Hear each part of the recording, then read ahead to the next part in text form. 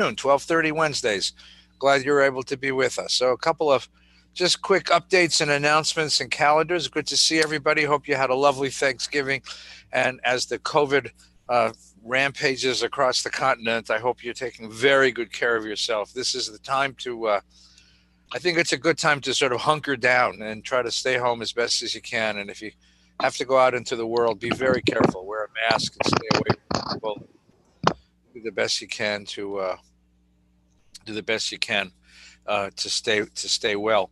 Um, this evening, we're going to begin a new series. Those of you who are part of Ali Beth Shalom know that Wednesday nights I have a lecture series called College of Jewish Studies, which I've done for many years.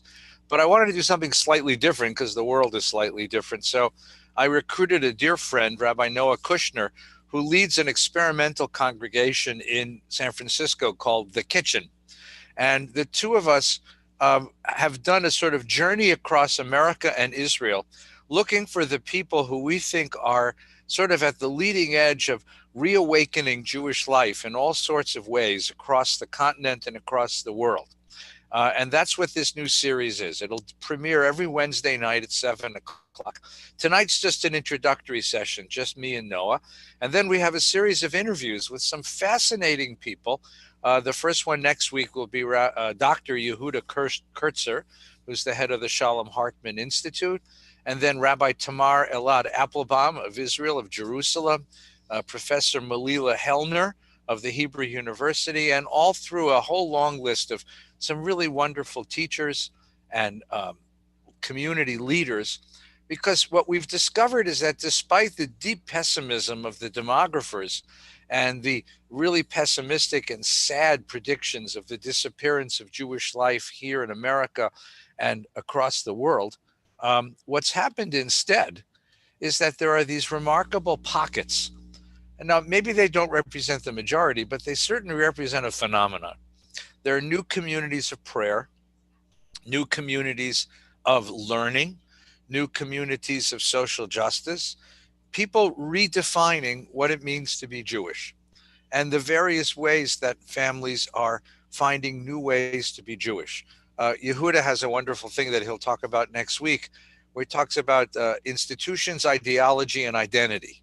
Institutions are changing, ideologies, which means philosophies, ideas are changing, and identity is changing. I mean, I know this from my own family. I'm sure you know this, the same story.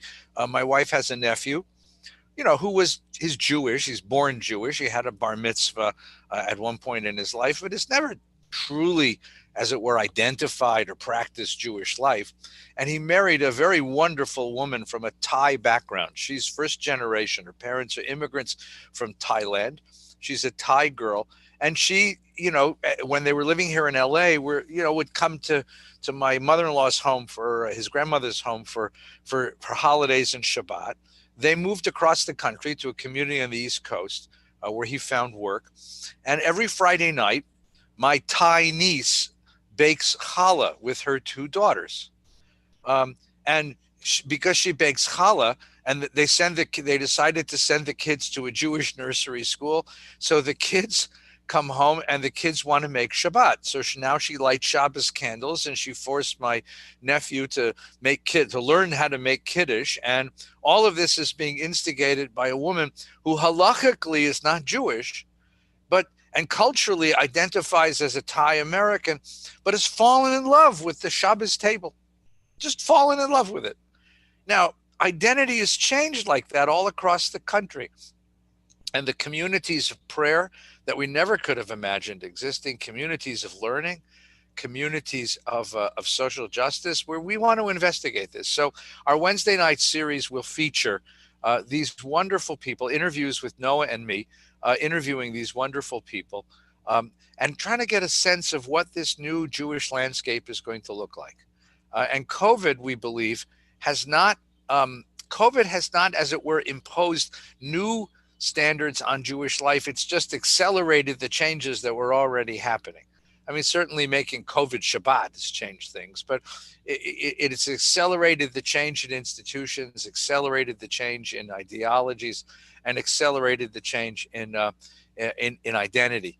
And that's what we'd like to explore. So we'll be doing this for the next, I think, 15 or 16 weeks through Pesach.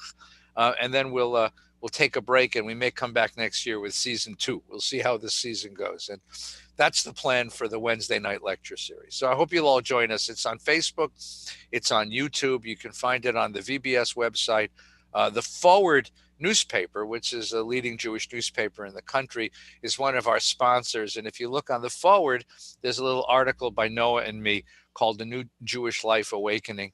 And that article includes the links to click to the series, and you're welcome to enjoy that. So thank you for being part of this afternoon.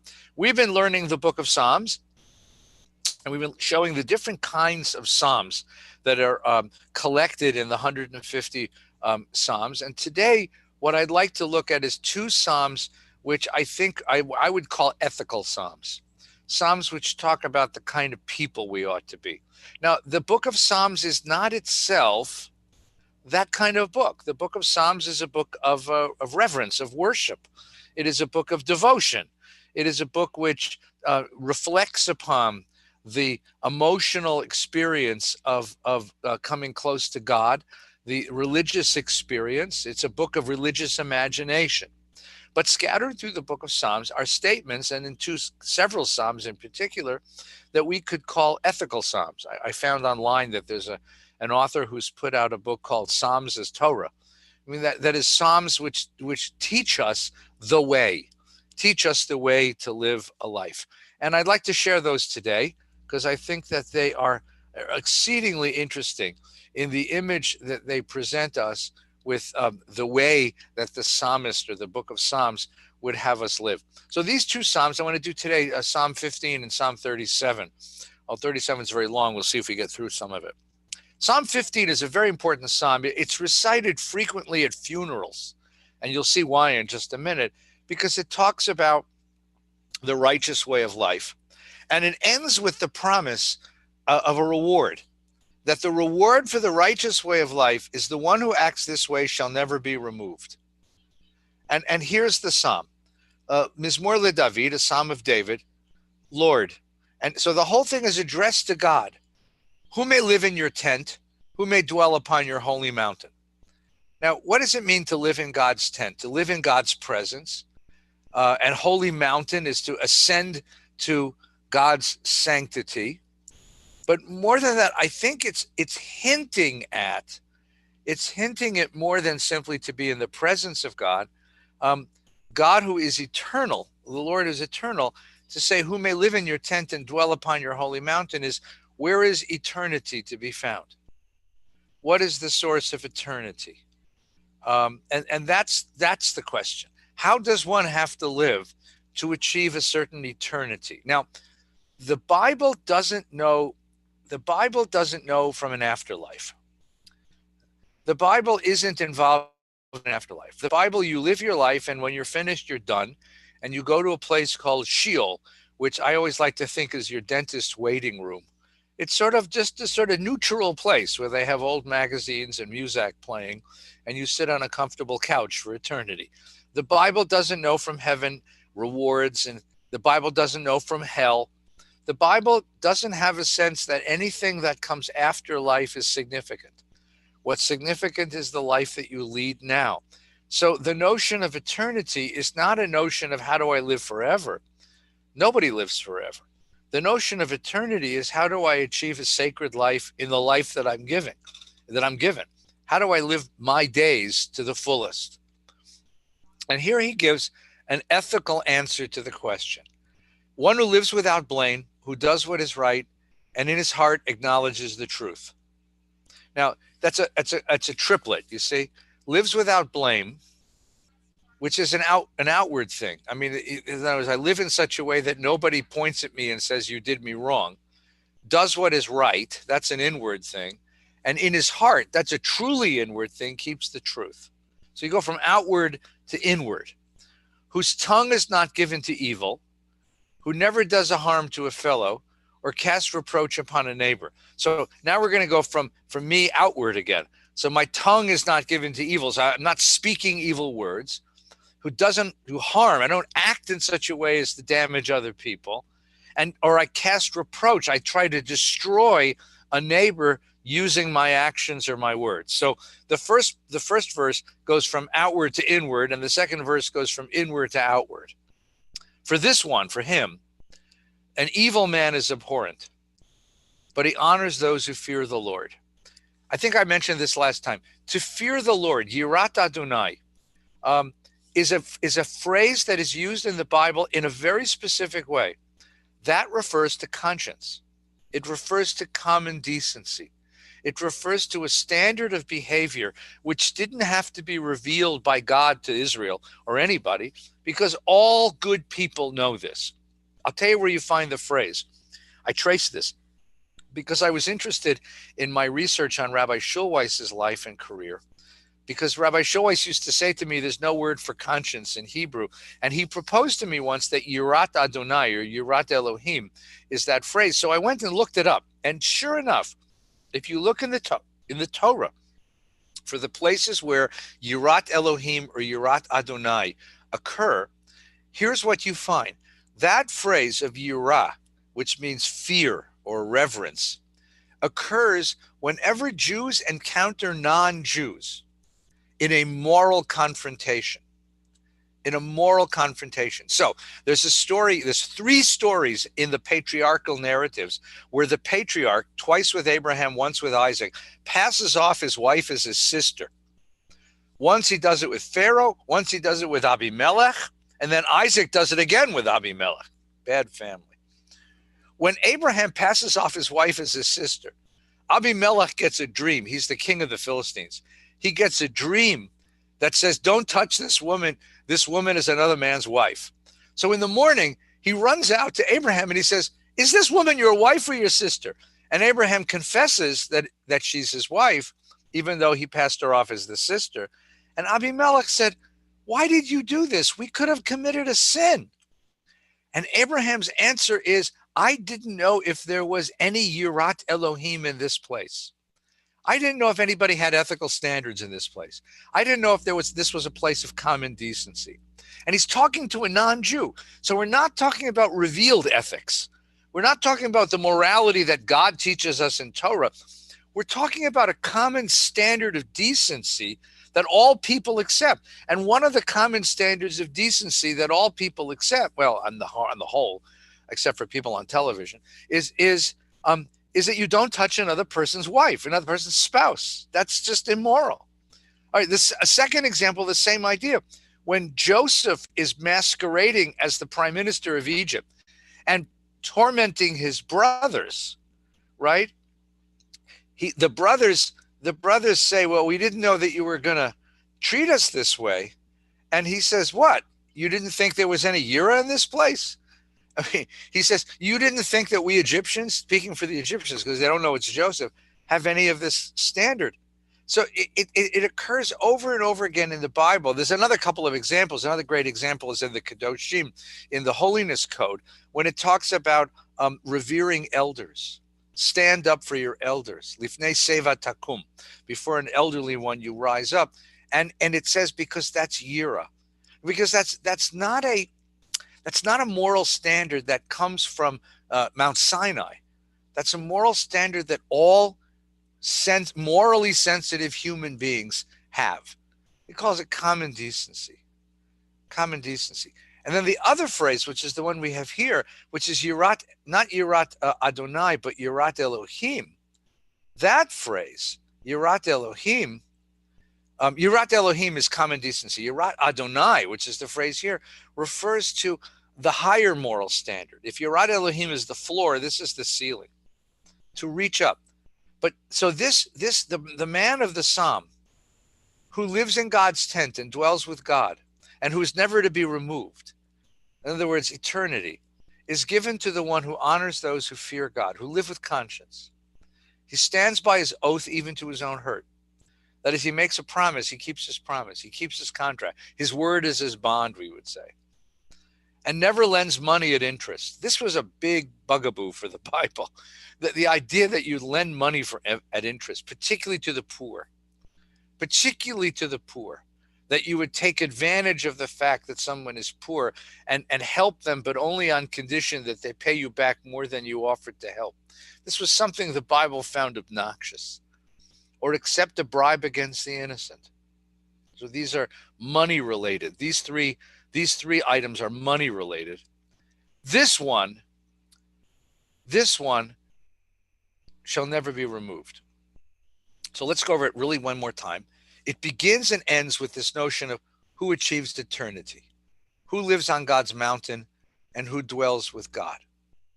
This one shall never be removed. And then we have 3 sets of moral strictures, right? One has to do with what's internal, what's attitude. Lives without blame, does what is right, acknowledges truth. The second has to do with speech, with words. Tongue does not evil, never does harm to a fellow, casts reproach on a neighbor. 3 speech acts. Then here we have money acts. Stands by his oath, that is, pays his bills, never lends money at interest, and never accepts a bribe. The way that you speak, the way that you spend, and the way that you maintain yourself in the world, those are the 3 dimensions that the Bible points to as the ways to earn divine grace and divine eternity, a life of eternity. That's our first sort of foray into biblical ethic, into the ethics of the Psalms. As I said, this is a psalm that's very frequently recited at funerals because it's a wonderful compliment for people that, are that kind of person. It talks about what it is we have to do in order to gain eternity. Okay, it's time out. Let's take any questions. Questions, comments, counter sermons. Yeah, Stanley, please. It seems to me that the concept of eternity, meaning outside of time, would say that as a person, there's no way, but the values that we hold, which are not part of time, can be. So that what we should do is try to pass on our values. I think that's a lovely thing to say. Yeah, right. I think that's a lovely way to put it. Right. I don't live myself. I don't live forever myself, but I can attach myself to a set of values which are of eternal value, which are eternally value. And when I attach myself to that, then in a certain sense, I live forever. I leave behind a lesson in how to live a life. And that's the eternity. That's the eternity that's on. So the idea that eternity is in life. It's not afterlife. It's in life. It's the kind of depth with which we live, and the extent to which we invest ourselves in that which doesn't disappear from the world. Yes, Douglas. If you're talking about when you were talking about the fear of God, and you're talking about the case of non-Jews, if Abimelech is displaying that, which is some sort of moral positive, why is he given such an inconsequential name? Abimelech? Father King. He doesn't have a name. My father is the king. I mean, it's just like king. It's like, yeah, it's just like Pharaoh. I'm the. I don't know. That I can't tell you. Right. Abimelech is he comes out as a good guy. That's the funny thing. And he gets manipulated twice. If it's the same guy, maybe the son. But he gets manipulated first by Abraham, and then he gets manipulated by Isaac. And you think that by the 3rd time, he probably learned already that if a Jewish patriarch shows up in your court and introduces you to a lovely woman and says, she's my sister, don't touch her. It's just don't mess with these guys.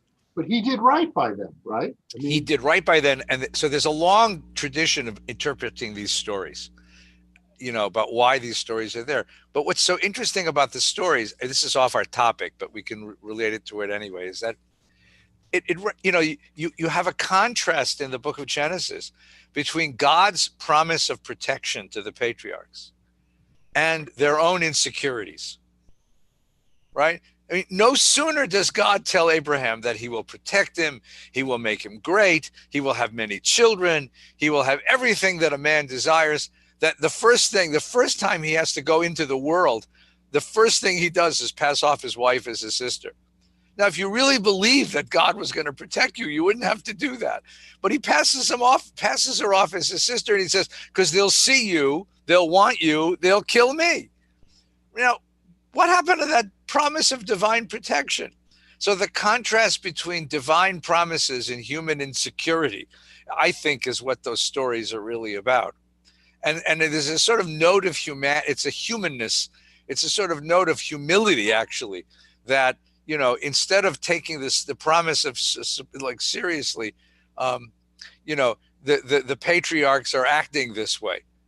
It took them a long time to finally accept the fact that God really was going to take care of them.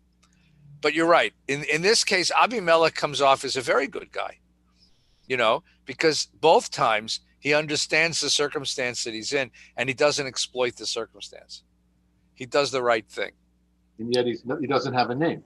And he has a name that you don't like. So it's not a name. It's like Pharaoh has a name. Pharaoh. It's just Pharaoh. But Pharaoh. Well, Ramses was his name. But Pharaoh is the throne title. You know, it's the throne title. Francis wasn't the name of the Pope. Elizabeth was the name of the Queen. But, you know, sometimes kings and queens take different names, you know, when they ascend to the throne.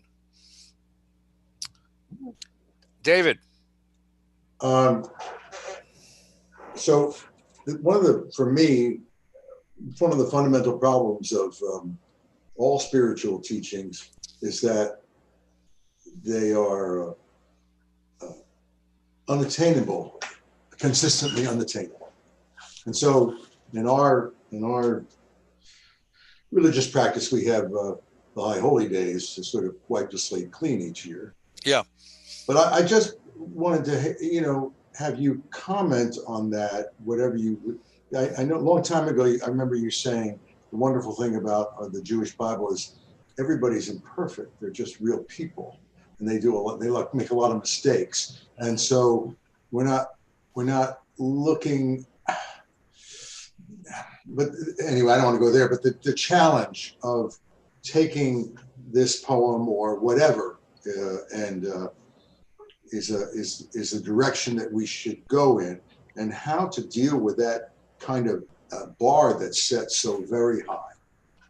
That's a great question. I think that, well, first of all, you know, the idea of setting a moral bar very high and asking people to reach toward it, but at the same time having a mechanism by which we recognize that we're going to fail, not just that we might fail, we're going to fail. And recognizing that those failures are reasonable attempts to reach that high bar, but they're reasonable attempts that come short of the mark.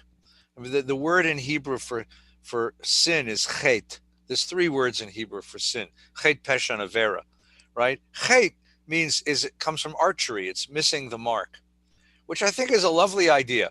You know, I see the target. I know what the moral aspiration is. I tried hard. I didn't get it. And the idea that's recognized, that's the human condition. That is, very few of us are overtly evil. Very, very few of us are there are sociopathic people, there are psychopaths, there are just mean people out there. We know who they are. You know, you stay the hell away from them. But for most of us, we try to do the right thing, and we make mistakes, and we have error. And so the system is, you build in a system to recognize the intention, honor the intention, recognize the failure, learn from it, move on. It is a really interesting chapter that we read on Yom Kippur. It's the Torah reading for Yom Kippur. It's a very, very technical section from the book of Leviticus. From Acharei Mot in Leviticus. It has to do with the cleansing of the altar. And I've always found this it's very technical, as is Deuteronomy generally. But it's so interesting because what it says is no human being and no human institution can ever be perfect, no matter how hard we try. No matter how hard we try. And therefore, if you're going to live with human beings, you're going to have to create a mechanism that can move you forward incrementally, learning from your mistakes, but recognizing that mistakes are going to happen and they have to be fixed, right? In my house growing up, we kept a kosher home, and then not infrequently, we would make a mistake. You'd discover that you were eating ice cream with a fleishik spoon, or eating chicken soup with a milchik spoon, or discovered that the food that you thought was parv turned out to be fleishiks, or something like this. So what would happen? There's customs of how you cleanse spoons, right? One custom is you burn it over a stove, but my mother would never let us do that because this was her mother's silverware, and she didn't want us to destroy it. The other custom is you bury it in a yard. So we had a spoon garden. We actually had a section of the yard that was like designated off with yarn. That was our spoon garden, where and we would keep track of how it had to be 30 days in the ground, how long each spoon had been in the ground. And most people who keep kosher have a spoon garden, because even someone who is conscientiously, strictly kosher screws up. All of us screw up. That's part of the system. And you don't carry a tremendous burden of guilt. You just say, I tried, I made a mistake, I can fix it. So the system is organized in that way. But that doesn't obviate the need for a high moral standard. That's what I love about this psalm. It's a high moral standard, right? And it keeps that moral standard in front of me, so I know what there is to look forward to. And then the other thing I love about these psalms, we did this when we did the 145th psalm, because the 145th psalm is also deeply ethical, and it describes all these qualities of God. Chanun v'rachum Adonai erech hapayim v'gdol chesed. God is kind and God is loving and God doesn't get angry. I'd like to be kind and loving and not get angry. Not there yet. But the idea that those moral aspirations are somehow built into the universe, that it's not just a social contract that says we should be kind and loving and not get angry. It's not even a human ethic. It is a divine ethic that is part of the structure of the universe. My father has a wonderful, thoughtful philosopher. You know my dad. And my dad would always teach us, he said, the purpose of these prayers is not to say, to worship God. God's perfect. God doesn't need us to say God's perfect. The purpose is to remind us that there are rules in the universe, that these are rules in the universe, and that's a great question. Are they, how are they built into the universe? And what does it mean to say there are universal or rules in nature? Not nature, but the universe, because it's not nature. It's higher than nature. And this was his basic philosophy. Chanun v'rachum Adonai erech hapayim v'gdol chesed means that if you live a life of kindness and loving and control your temper, you'll be a better human being for it. And here, this psalm, which I love so much, I really like this one, says that if you'll do what is right, acknowledge the truth, keep from speaking evil or doing harm to a fellow, pay your obligations, give of yourself freely, which is the opposite. This is the positive of don't lend at interest, but give of yourself, and recognize truth when you see it. Don't be bribed. Then there's something inherently and universally good about that, and you will earn something that is of enormous value in the universe. And that's, I think, what it's trying to say. But it's a very, very good question. It's a very good question. Now, and you notice, by the way, the opposite is not here. It's not like you'll go to hell if you screw this up, because most of us are going to. Most of us are going to make these mistakes, right? Most of us have. That's why one of the differences, there's a great philosopher named Klausner, and he points out that one of the differences between Christian ethics and Jewish ethics, or specifically he was writing about Jesus, so the New Testament and the rabbis, which were, written at the same time, is that when you read the Sermon on the Mount, Jesus presents an ethical standard which is impossible to reach.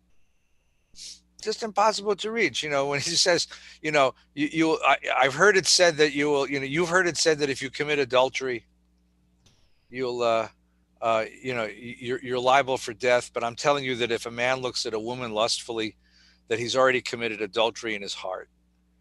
Well, guilty is charged. I mean, that's one of the great problems, you see.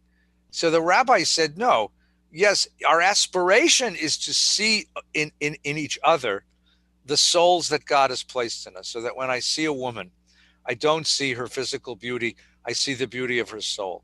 That's the aspiration. But the fact that lustful thoughts rise in the heart of a man isn't going to condemn you to death. It's really the behavior that you carry out. And that was one of the differences Klausner pointed out between the impossibility of Jewish ethics and the possibility of Christian ethics and the more realistic notion of Jewish ethics. And I think your comment is right. So if you adopt an all or nothing attitude about anything in life, you'll never succeed. I don't know if you ever had a friend like this, and the friend says you didn't call, right? I was sick, you didn't call, therefore we're not friends anymore. You ever have that friend, right? Or, it was Christmas, you didn't send a card, I'm not going to be your friend anymore. Or, I've had people in my life like that, and I've said, okay, I can't live to that standard. The people who I love are the people who, and I have very, very dear friends, and I don't see them for months or years at a time. And when we see each other, we pick up exactly where we left off, right? And if the friend doesn't call or doesn't show up or doesn't send a gift or whatever, you don't blame. Everyone gets, but the idea that the difference between a sort of realistic notion of what people are like and the kind of expectation which freezes you because it's all or nothing. If it's an all or nothing, you'll never accomplish anything in life. That, I think, that's part of the ethics that are being offered here.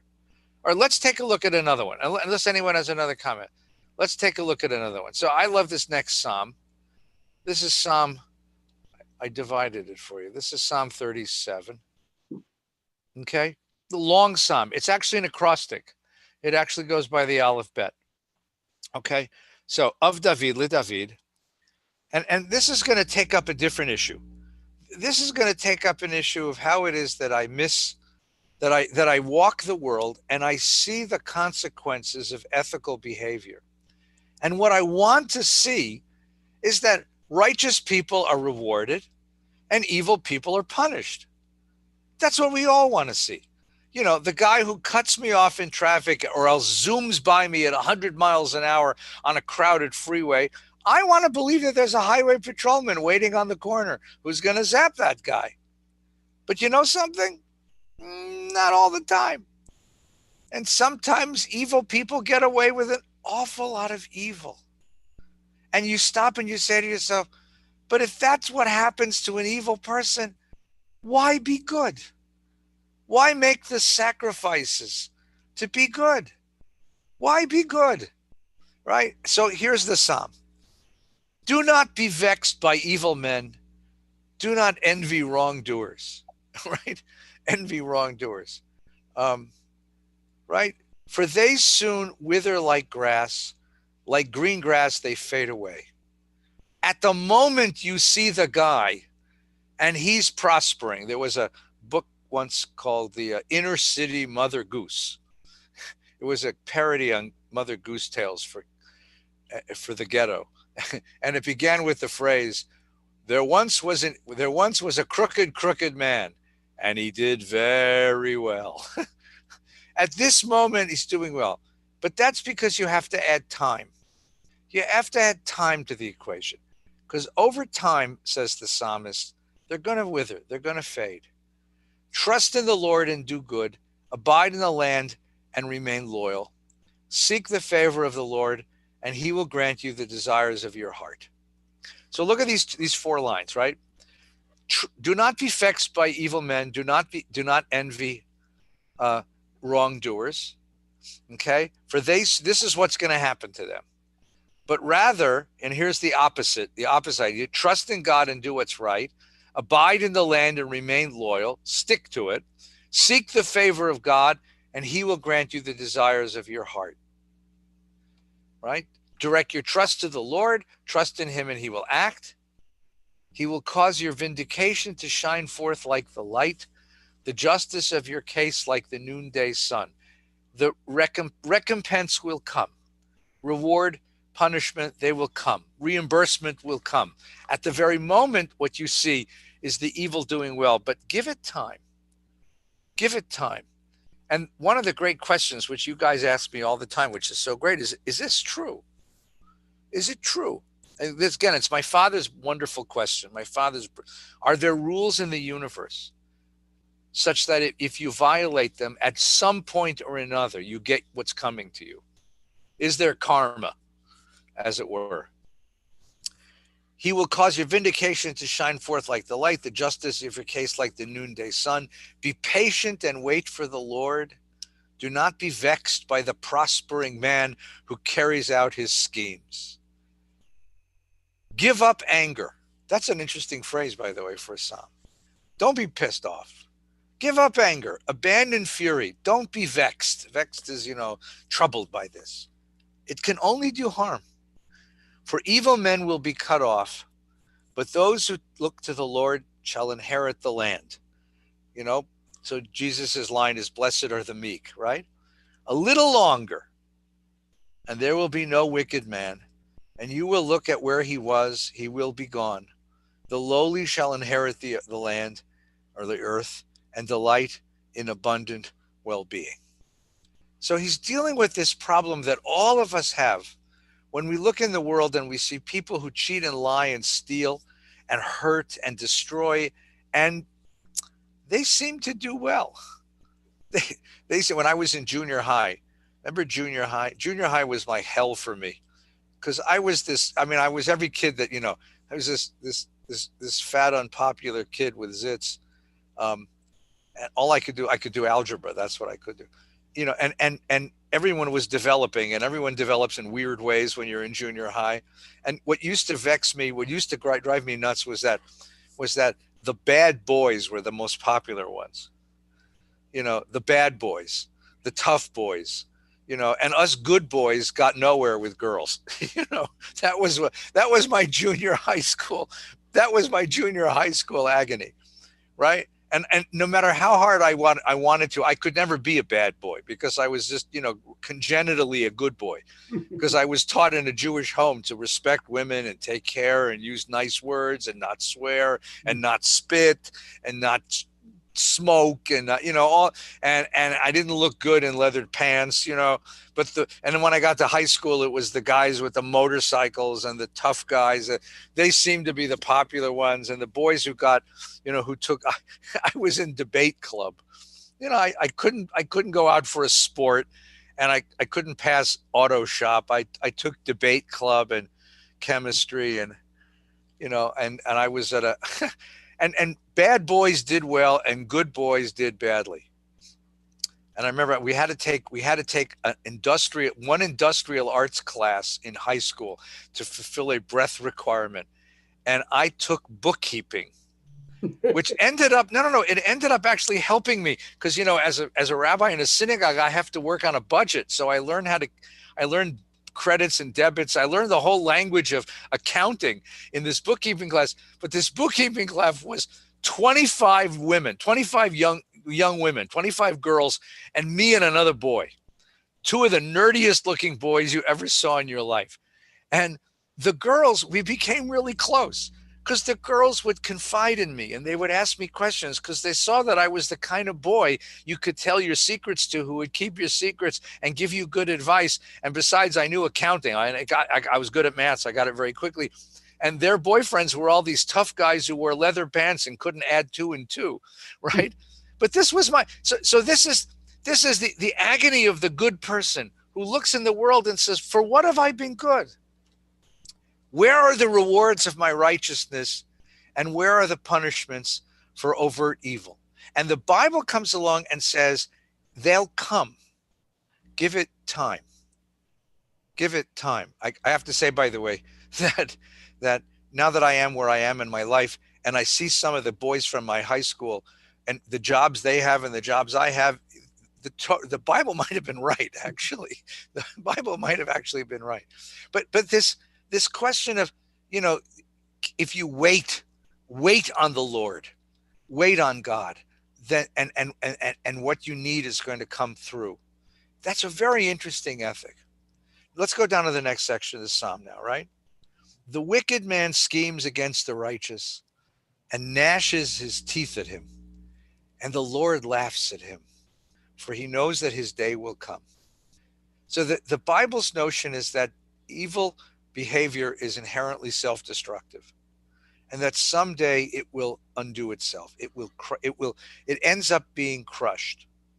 This is one of the great questions, by the way, when the Soviet Union fell, right? Whether the inherent contradictions of communism or any totalitarianism at some point bring down the society, because the people of that society are simply not bought into the idea of that society, and at some point totalitarianism is unsustainable as a way of life. It's a very interesting question, right? George Orwell messes with this in 1984. What Big Brother has to do in order to maintain the power of the totalitarian state, because people on their own are going to be insidious in trying to subvert the power of the state. God laughs at him. What a great phrase. And he knows his day will come. The wicked draw their swords, bend their bows to bring down the needy and the poor, to slaughter upright men. The sword shall pierce their hearts. Their sword shall pierce their hearts, and their bows shall be broken. That the notion is that the very evil that the evil practice will someday come back to haunt them. That someday this will come back, but you got to wait, and you got to have a long historical sensibility in order to watch this happen. That's a questionable, because that's a questionable ethic, because you say that in the meantime, the good take it hard. I mean, when you think about evil administrations, evil powers, in the meantime, they can do an enormous amount of damage. And how long do I have to wait? How long do I have to wait? Well, let's just finish this part of the psalm, and then we're going to call it a day. Whoop, not that one. Sorry. That one. Whoop. Let's do it again.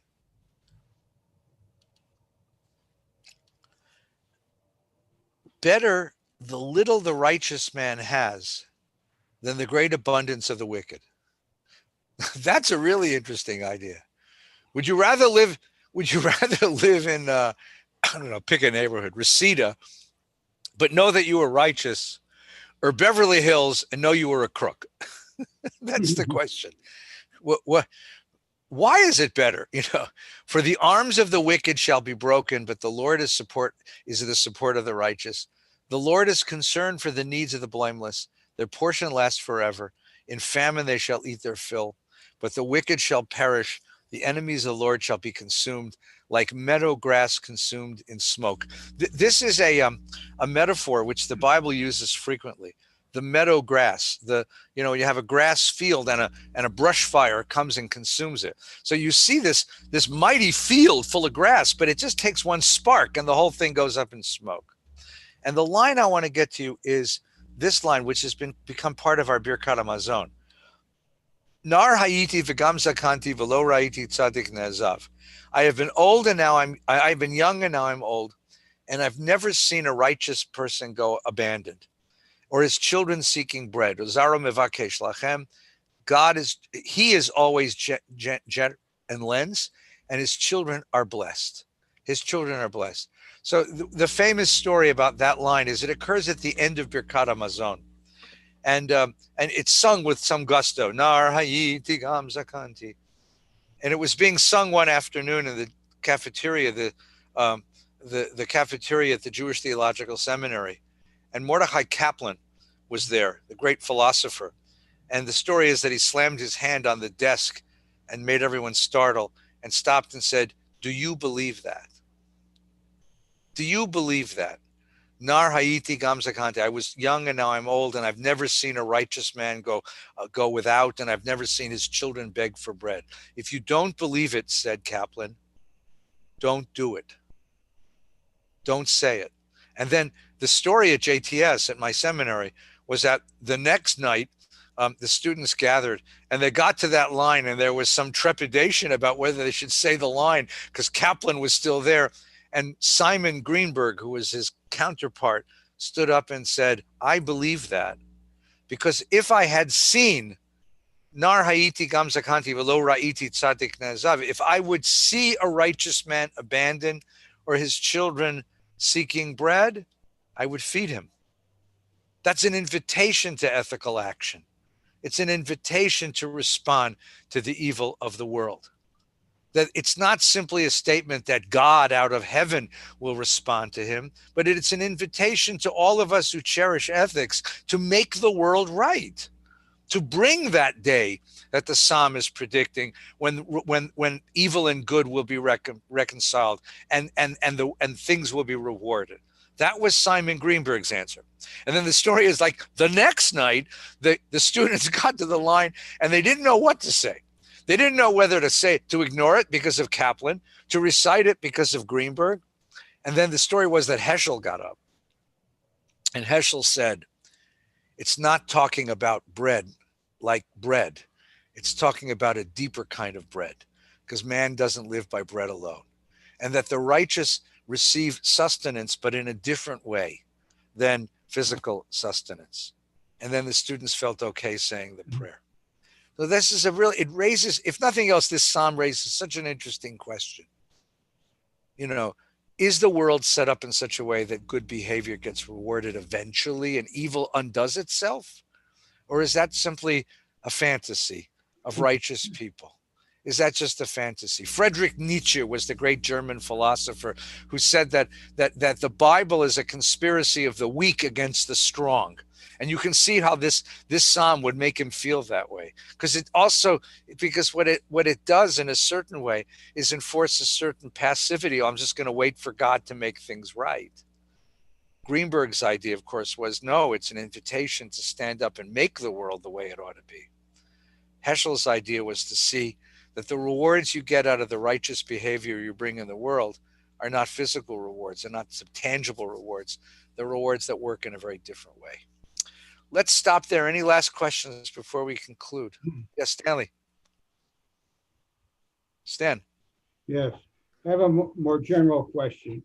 Do you differentiate between what we call human nature and whatever divine spark or divinity is within human beings?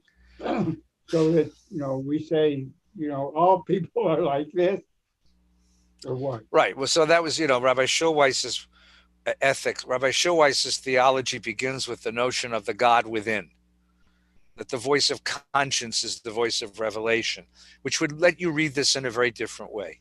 Maybe like the Greenberg way, that this is an invitation for a human being to rise up and say, well, if the universe doesn't reward good and punish evil, let's create the society that does. Let's effectuate what we need to see here. That's the God within. But a more traditional reading would think of that God as somewhere without us, that the universe itself is built that way. That in the same way that you have a law of gravity, the law of gravity works every time, except it might take a little longer to work. I mean, if you jump off the Empire State Building, you get 104 floors of flight before you reach reality, right? And so the Psalm says, wait for the Lord. It's the 104 floors, you see. That's the point. The question is, that's a traditional way of understanding it. Well, all right, listen, let's call it a day. Thank you guys very much for being with me. We'll see you next week. Take good care, everyone. Please stay well. Leslie, take care. Take care of all the folks. Are you at work? Then please take care of the folks at the home and give them our love.